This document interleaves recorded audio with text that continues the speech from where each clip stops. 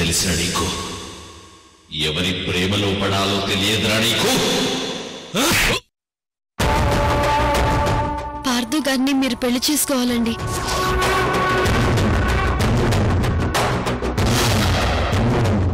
పార్థు గారు మీరు చిన్నప్పటి నుంచి ఫ్రెండ్స్. ఆయన్ని మీరు మాత్రమే పూర్తిగా అర్థం చేసుకోగలరు.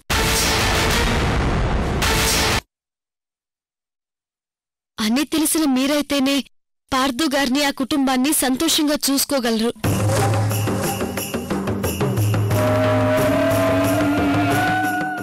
అది నమ్మి నేను మిమ్మల్ని అడగడానికి ఇంత దూరం వచ్చాను. ఇప్పటి వరకు బిజినెస్ వ్యవహారాల్లో పార్థు గారికి ఆ కుటుంబానికి అండగా ఉన్న మీరు పార్థు గారిని పెళ్లి చేసుకొని తోడుగా ఉండలేరా ఐశ్వర్య గారు? నువ్వొకటి మర్చిపోతున్నావా అమూల్య? మేమిద్దరూ చిన్నప్పటి నుంచి బెస్ట్ ఫ్రెండ్స్. ఇద్దరు భార్యాభర్తలు బెస్ట్ ఫ్రెండ్స్ కాలేకపోవచ్చు, కానీ ఇద్దరు బెస్ట్ ఫ్రెండ్స్ మాత్రం బెస్ట్ భార్యాభర్తలు అవగలరు ఐశ్వర్య గారు. ప్లీజ్ అమూల్య, ఈ విషయంలో నువ్వు నన్ను ఇబ్బంది పెట్టుకు. ఒకవేళ నేను ఒప్పుకున్నా పార్థు నన్ను పెళ్లి చేసుకోవడానికి ఖచ్చితంగా ఒప్పుకోడు. పార్థు గారి విషయంలో మీరేమీ ఆలోచించక్కర్లేదు. పార్థు గారు ఖచ్చితంగా నా మాట వింటారు. ఆయన్ని నేను కన్విన్స్ చేస్తాను.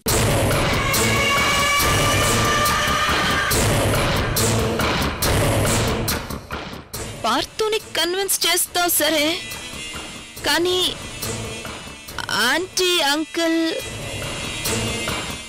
వాళ్ళు నన్ను యాక్సెప్ట్ చేయరు అమూల్య. అయ్యో, అసలు పార్థు గారికి ఇంకో పెళ్లి చేయాలన్న ఆలోచనే అత్తయ్య గారి వాళ్ళది.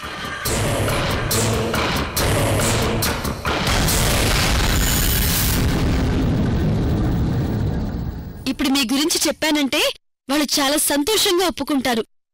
ఆ నమ్మకం నాకుంది ఐశ్వర్య గారు, నన్ను నమ్మండి.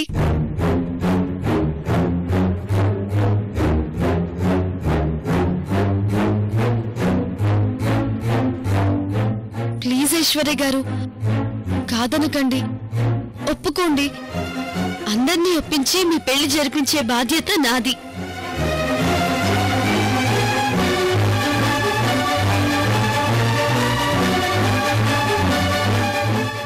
శభాష్ అమూల్య, అందర్నీ ఒప్పిస్తానని చెప్పి నాకు శ్రమ తగ్గించావు. ఏదేమైనా నన్ను పార్థుకిచ్చి పెళ్లి చేస్తానన్నావు, నాకంతే చాలు. నా బాధను అర్థం చేసుకుని ఈ పెళ్లికి ఒప్పుకోండి ఐశ్వర్య గారు.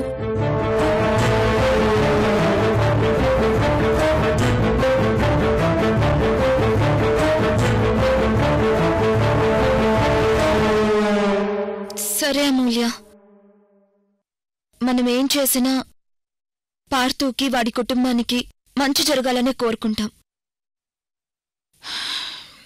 నేను పార్థుని పెళ్లి చేసుకుంటే పార్థుతో సహా ఆ కుటుంబం అంతా సంతోషంగా ఉంటుందని చెప్తున్నాం.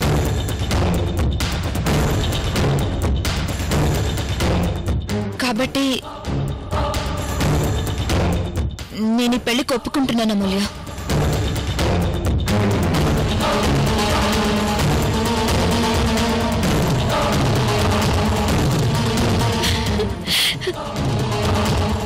థ్యాంక్స్ ఐశ్వర్య గారు, థ్యాంక్ యూ సో మచ్ అండి.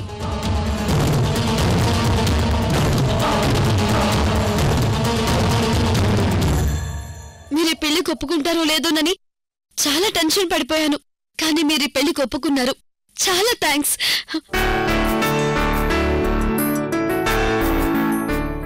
నేను వెంటనే వెళ్ళి అత్తయ్య గారికి మావయ్య గారికి ఈ విషయం చెప్పి మీ పెళ్లికి ఒప్పిస్తాను. ఉంటానండి.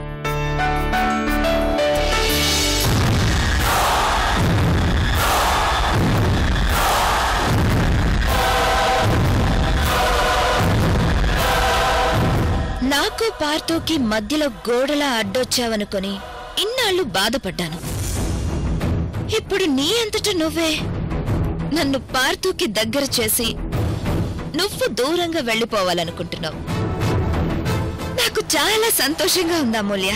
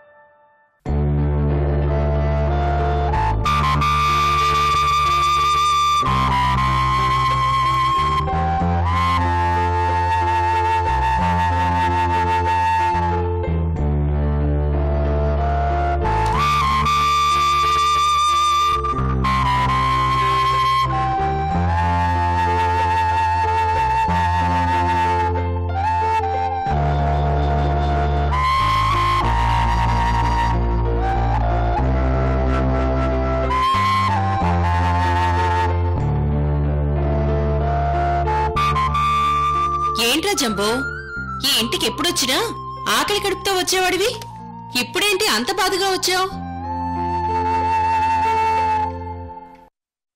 అత్తయ్య, మీరు చేసేదేం బాలేదు అత్తయ్య.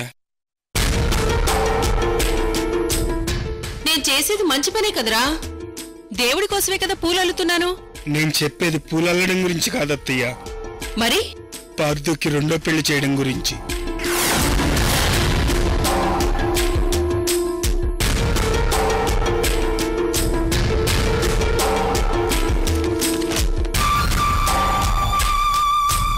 అంటే ఏంట్రా నీ ఉద్దేశం?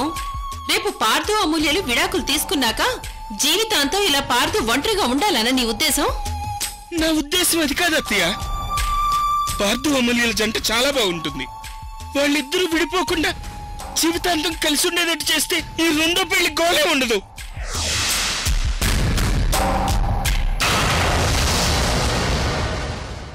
మామయ్య, మీరైనా చెప్పండి. చూడు జంబో, ఈ ఇంటికి హోమ్ మినిస్టర్ మీ అత్తయ్య. ఏ నిర్ణయం తీసుకోవాలన్నా తన ఇష్ట ప్రకారమే జరుగుతుంది. నన్ను మాత్రం ఇందులో ఇన్వాల్వ్ చేయకు, ఎందుకంటే ఈ పెళ్లి విషయంలో నాకు ఏ క్లారిటీ లేదు.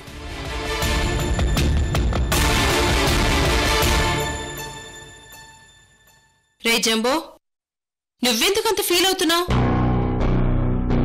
ఒక విషయం అడుగుతాను చెప్పు, వాళ్ళిద్దరిని విడాకులు తీసుకోమని నేను చెప్పానా? లేదు కదా?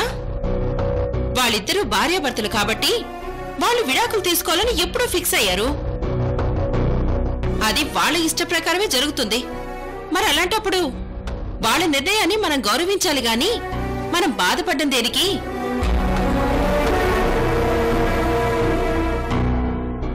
కాకపోతే ఈ ఇంటికి ఒక మంచి కోడల్ని, పార్థుకి మంచి భార్యని చూడమని అమూల్యకి చెప్పాను. అమూల్య కూడా ఆ పనిలోనే ఉంది. దీనికి నువ్వు వరి అవుతున్నావేంట్రా? ఇంకెప్పుడు ఈ టాపిక్ గురించి మాట్లాడకు. అత్తయ్య గారండి, మామయ్య గారు.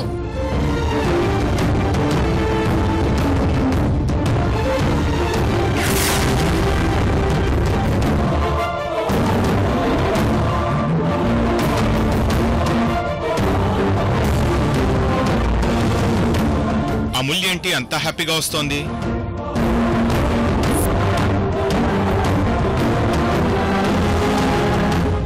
ఏంటమూల్య, అంత సంతోషంగా ఉన్నావేంటి?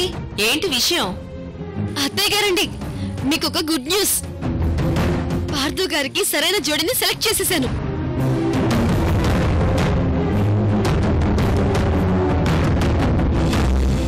సెలెక్ట్ చేసావా? ఎవరమ్మా అమ్మాయి?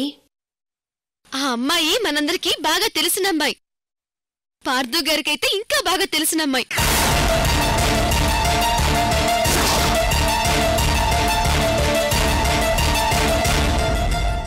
మనందరికీ బాగా తెలిసిన అమ్మాయా? ఎవరో అర్థం కావట్లేదు. ఎవరమ్మా? ఐశ్వర్య గారు.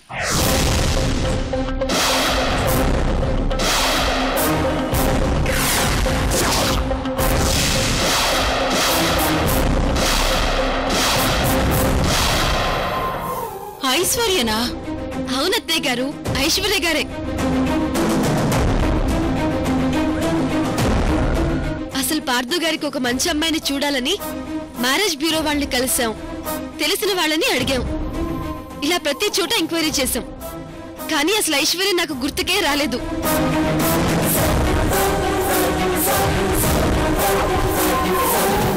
అసలు ముందే గుర్తొచ్చుంటే పార్థు గారికి ఐశ్వర్య గారే కరెక్ట్ మ్యాచ్ అని నేనెప్పుడో చెప్పేసేదాన్ని.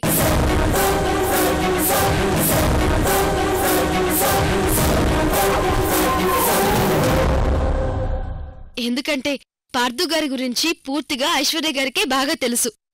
పార్థు గారు ఏమిష్టపడతారో, కోపం వస్తే ఎలా ఉంటారో, హ్యాపీగా ఉంటే ఏ మూడ్లో ఉంటారో, ఇలా అన్ని విషయాలు ఐశ్వర్య గారికే బాగా తెలుసు.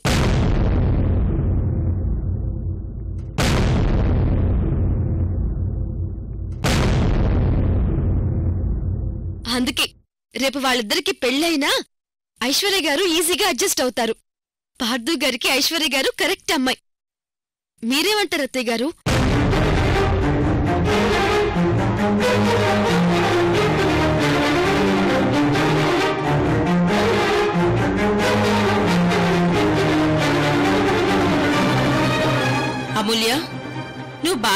ఆలోచించే నిర్ణయం తీసుకున్నావా? అత్తయ్య గారు, ఇది పార్థు గారికి సంబంధించిన విషయం కదా, అందుకే నాకంటే ఎక్కువగా 100కి 200 సార్లు బాగా ఆలోచించి ఈ నిర్ణయం తీసుకున్నాను. నాకైతే ఈ కన్ఫ్యూజన్ లేదు.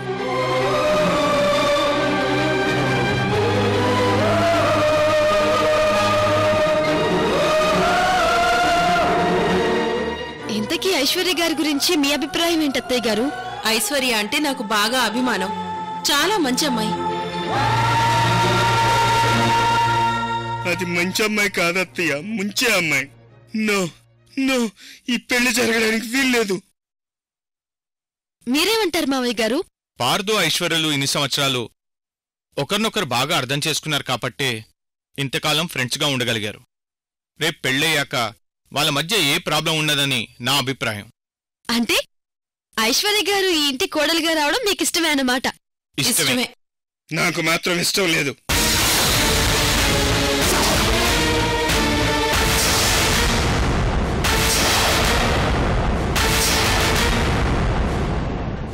ఎందుకంటే ఐశ్వర్య ఖచ్చితంగా పార్థుకి మంచి జోడి కాదు.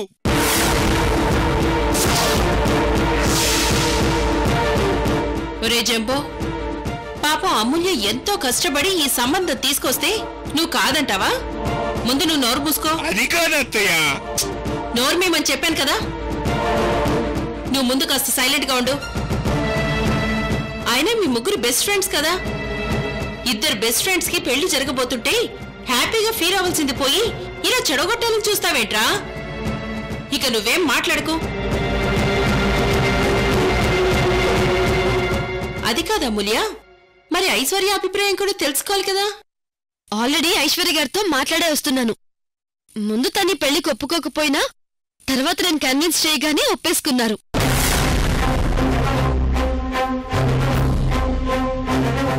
అయితే త్వరలో ఇంట్లో బాజా భజంత్రులు మోగుతాయన్నమాట. అవును మావయ్య గారు. నో, ఈ పెళ్లి జరగడానికి వీల్లేదు. ఐశ్వర్య ఏదో కుట్ర పన్నుతుంది. ఇప్పుడే వెళ్లి దాన్ని నిలదీస్తాను.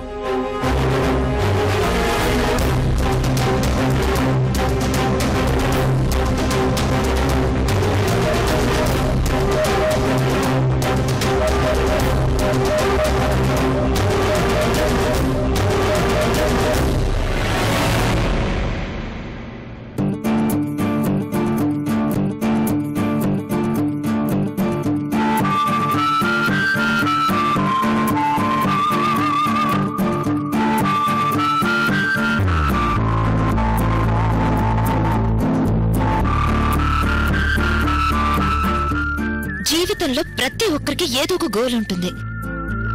అలాగే నా గోల్ నేను నిన్ను పెళ్లి చేసుకోవడం రా పార్థు. అమూల్యతో పెళ్ళయ్యాక నా గోల్ గోల్గానే మిగిలిపోతుందనుకున్నాను. కానీ అదే అమూల్య రూపంలో అదృష్టం నన్ను వెతుక్కుంటూ వచ్చింది.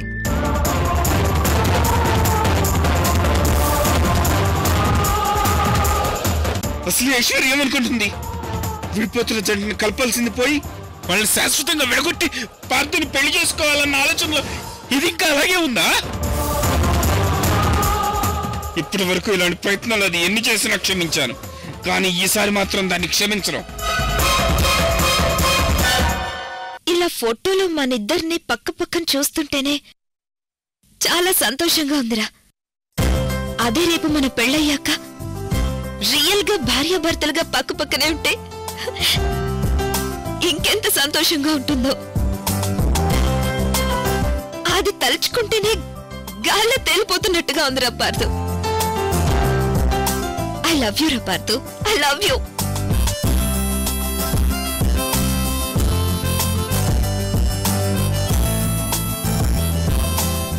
అరే,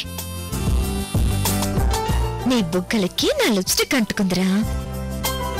సారీ రా పార్థు.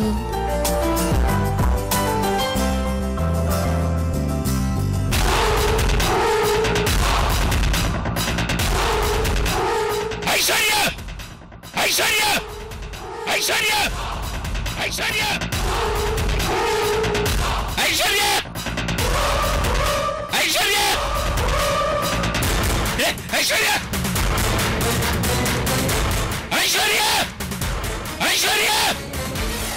వీడేంటి వీడి పర్సనాలిటీకి తగ్గట్టు అంత పెద్ద పెద్దగా కేకలేస్తున్నాడు.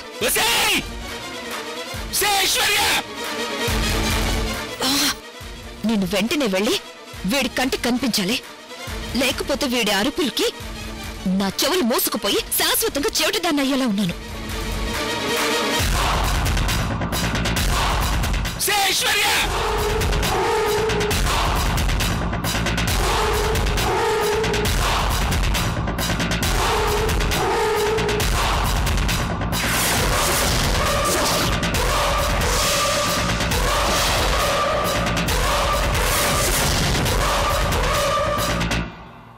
వీడేంటి చాలా కోపంగా ఉన్నట్టున్నాడు. అంటే పార్థుని నేను పెళ్లి చేసుకోవడానికి ఒప్పుకున్నట్టు వీడికి తెలిసిపోయినట్టుంది.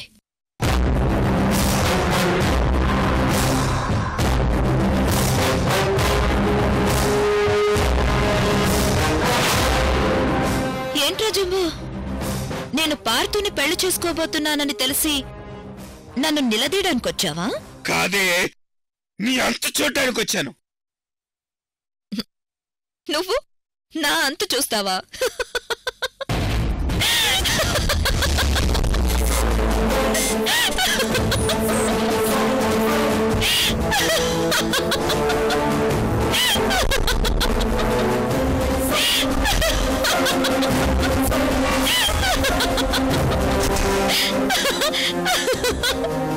ఏంటే నవ్వుతున్నావు? ఎలా కనిపిస్తానే నీకు? లేకపోతే ఏంట్రా, కామెడీ ఫేస్ పెట్టుకుని సీరియస్ గా డైలాగ్స్ చెప్తుంటే నవ్వకుండా ఎలా ఉంటాన్రా?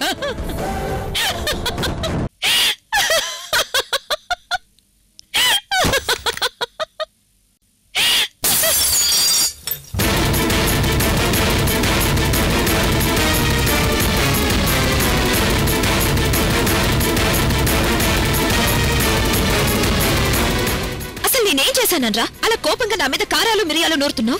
ఏం చేశానని తిరిగి నన్నే అడుగుతున్నావా? సీతారాముల్లాంటి చెల్లెమ్మ పార్థుల జీవితంలోకి వచ్చి అన్యాయంగా వాళ్ళని విడగొట్టాలని చూస్తున్నావు కదే. నీకు రామాయణం బాగా తెలుసు కదే. ఆ సీతారాములను విడగొట్టి సీతను సొంతం చేసుకోవాలనుకున్న రావణుడు చివరికి రాముడి చేతిలో చచ్చాడు. అలాగే నువ్వు కూడా చెల్లెమ్మ పార్థుల్ని విడగొట్టి పార్థుని సొంతం చేసుకోవాలని చూస్తున్నావు. నువ్వు కూడా అలాగే అనుభవిస్తావు. ఆ రావణాసుడికి పెట్టిన గతే నీకు పడుతుంది. వాడి చెల్లెలు శూర్పణఖకు పెట్టిన గతే నీకు పడుతుంది.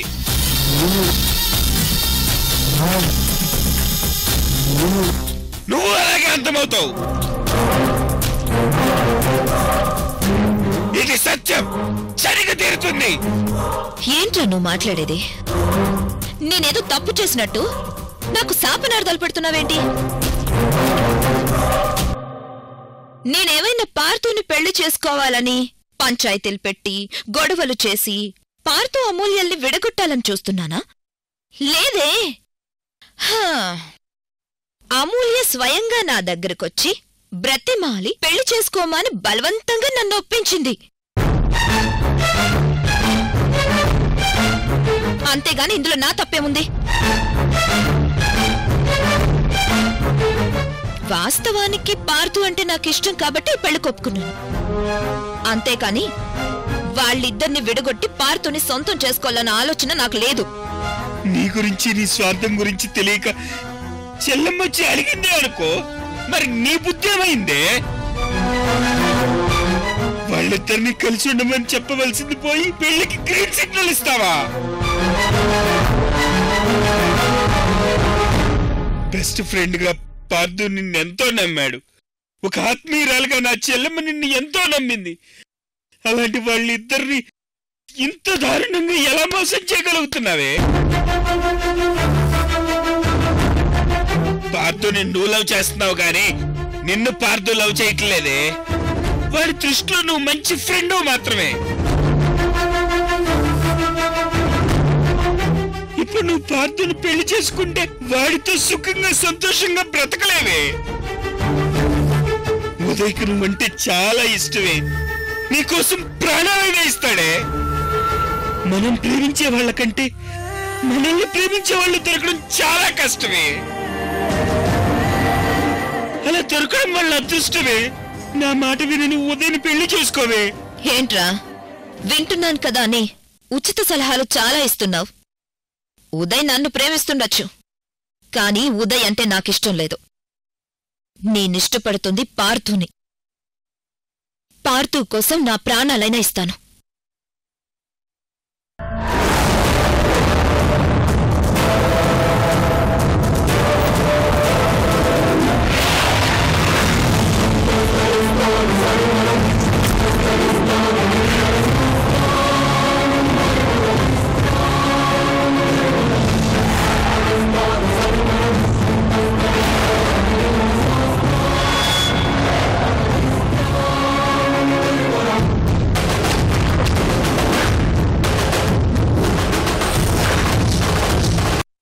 నీ నిజమైన ప్రేమని రుజువు చేసుకోవడానికి కొన్ని పరీక్షలు పెట్టాను.